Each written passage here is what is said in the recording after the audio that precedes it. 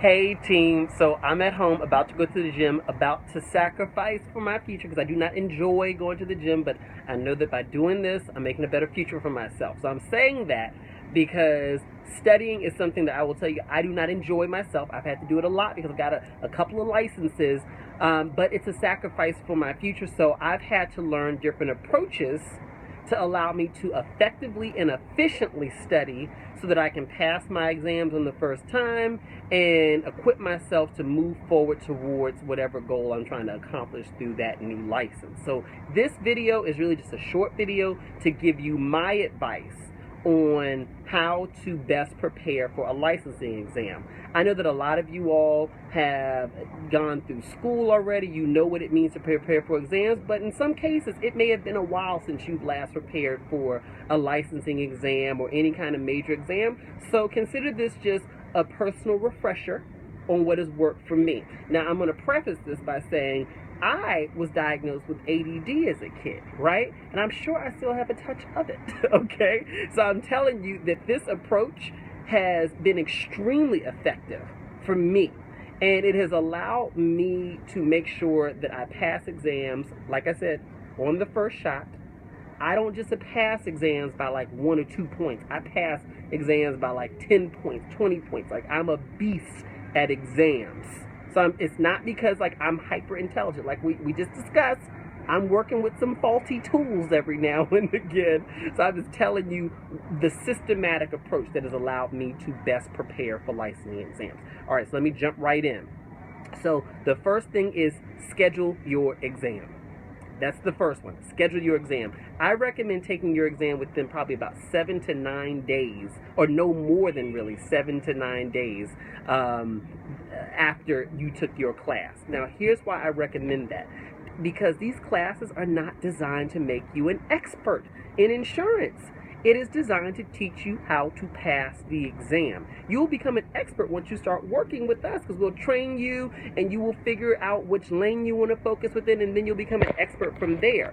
So with the class, it really is about teaching information. A lot of it just for you to be able to retain, and then you study what you didn't retain, then you take the exam. So I recommend going ahead and scheduling the date. It's very important to do that. Don't wait to schedule the exam, because let me tell you this. What I've seen is that some people will say, well, I'm going to wait to schedule until I feel that I'm ready. Well, here's the thing. That is a trick of procrastination, okay? Because procrastination says wait until you're ready, and then what happens? You procrastinate on studying, and then and it's 3 weeks from now, you've forgotten half the information from the course, and you still haven't taken the exam. Go ahead, schedule the exam. Even though I know you don't feel ready to take the exam today, that's why you got time to study. Go ahead and schedule the exam. I would recommend, like I said, 7 to 9 days out, no more than that, from the class. So in this case, that would be next Sunday or Monday. Now, here's what you do in the meantime.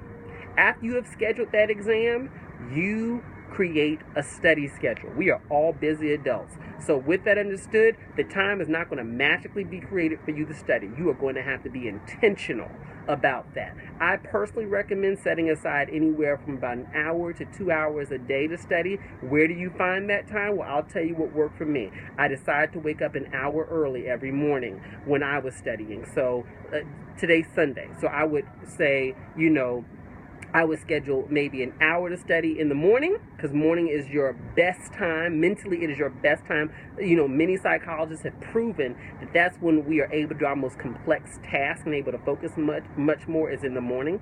So I would set aside an hour in the morning and maybe an hour at lunch break at work, or an hour in the evening. You know what I mean? So I would find 2 hours wherever I could find it. If that means pushing the gym to the evening because you normally go in the morning, do what you got to do. We're not talking about changing your lifestyle forever. We are simply talking about getting you to the finish line of being licensed as quickly as possible. So set your schedule. So I would probably schedule myself to study on Monday, Tuesday, Wednesday, Thursday, and Friday. That way you can then use Friday, the second half of Friday, and Saturday to do the full-on practice test, right?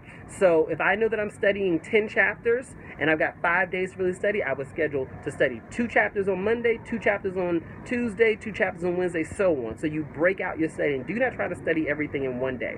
Now here's my approach to studying, and listen very closely. I'm going to write it in here as well so that it's a recap, but I'm going to explain it first. The first thing that I do is for the content or the chapters that I'm scheduled to study that day, and excuse the loudness, it's a plane going by. What I would do is I would go ahead and I would start off that studying session by doing the practice quiz. Now that seems counterintuitive. Why do the practice quiz at the start of the session? You do that because it's going to show you the deficiencies in what you don't know. So that's why you do it. You start off by doing it that way. It's important to know what you don't know before you dive into studying, because it can show you what you need to focus on in your studying. A lot of people waste a lot of time studying by trying to study everything. What's the point? A lot of the stuff you remember from your class, or it's common sense to you personally. So if you can go ahead, it's raining, but I'm going to sit in the rain to finish this video.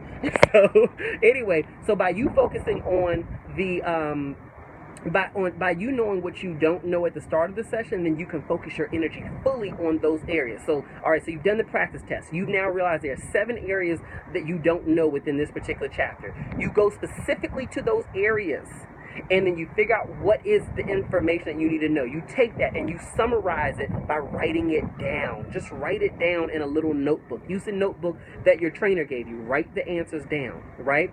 And then so you do that. Then, after you've done that, what you then do is you pull out a voice recorder. So we've all got them on our iPhones or whatever phone devices we have, and you record yourself going over those correct answers that you've now written down. You're explaining them to yourself, almost like you're teaching them to yourself. It probably won't take more than about a minute per topic to explain it, but here's what you're doing. You're first identifying the deficiency of what you don't know by taking the practice quiz. You're then writing it down, the correct answers, which is a way of sort of locking in that information by writing it down. We know that by writing information down, it locks it in for us in a different kind of way than simply reading it. It actively engages us in the information. Then you're going to speak it into a recorder. You're teaching it to yourself. One of the most effective ways to learn something is to teach it. So you're teaching it to yourself by recording it yourself, talking about it. And then, what are you going to do with that recording? You're going to listen to it later on before bed. The same way you listen to those MP3 tracks before you went to training, you get to listen to your own self, explaining the correct answers to you. And you're hearing it in your own mind, so you're locking in that information. I would do that every single day. It was a systematic approach, because a lot of people don't know how to study. I know I certainly didn't know how to study when I was in school. That was not my gift. So what I had to do is I had to figure out a system for approaching studying, and this is the system that I developed through, it was a book called Studying for Dummies. You know those For Dummies books that they had? It was Studying for Dummies. There was this Harvard study that talked about how to best study, and there was one other source that I used. And I created this system for myself because psychologically, it allows you to be able to capture the information from different angles and allows you to study more efficiently, rather than just wasting your time reading everything, because that's a lot of content to read just for the sake of reading. So anyway, that is my advice on how to study.